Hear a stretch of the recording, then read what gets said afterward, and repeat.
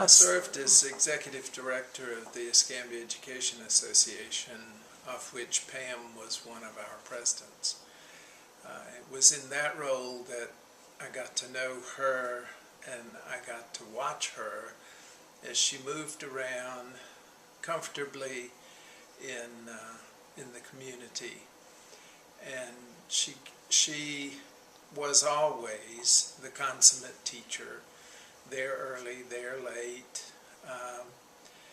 there for children especially, and most often for those who didn't have everything they needed. And so Pam's generosity spread to very young children. Pam Schwartz is a delightful friend of the university. She is a two-time alumna, and I've had the pleasure of working with her for several years now. And most recently, last year, we put our heads together in celebration of her for the 60th anniversary of that special organization. Many of those individuals are also UWF alumni. And so she and I worked together to host their anniversary celebration. And during that special event, she put forth, established an endowment, a scholarship in her name at the university to support teachers, and also her passion of supporting, furthering education for UWS students. If you're in a meeting with Pam Schwartz and people are introducing themselves, she always calls herself a recycled educator. And so I decided to look that up in the dictionary, and what I came up with is somebody that's caring, compassionate, who's loving, who's generous, who always gives her best to make sure that every need is taken care of with any organization she's working with.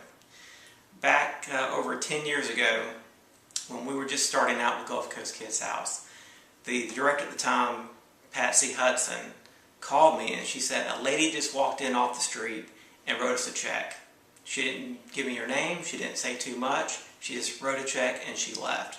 Well, the check was the biggest contribution we had outside of the 11 Papantonio Foundation. It had a lot of zeros on it, and we were just floored that somebody would come in and write us a check when we're just fledgling, just getting started. And Pam, it turned out to be Pam, of course, but after we got to know her, I asked her, I said, Pam, what made you go in there and just stroke a check like that? She said, I read it in the paper and it was needed, and I felt like I needed to do something. And to me, I will never forget that. And she didn't want credit, she didn't want anything in promotion, she just, it's a simple check, here you go. And since that time, she's become a valuable member of our board. She's poised to be our next year's president, and I know she'll do a good job. After she retired, which was a blow to the school system, to lose a gifted, caring teacher, she began her largesse. She began her giving to the community in oh so many ways, serving on boards, participating in activities, giving her wisdom and her knowledge about teaching to those who could use that in the community. And her parents worked hard. Her and her husband worked hard to develop the business they have today. And I think she's never forgotten that. And she wants to give back to the community because she was blessed with so much. And she's involved with United Way. She's involved with Kids House. There's so many organizations that I'm not even aware of. I know she teaches people to read. So she's this remarkable lady who is a blessing to our community. She advocated strongly and longly sometimes.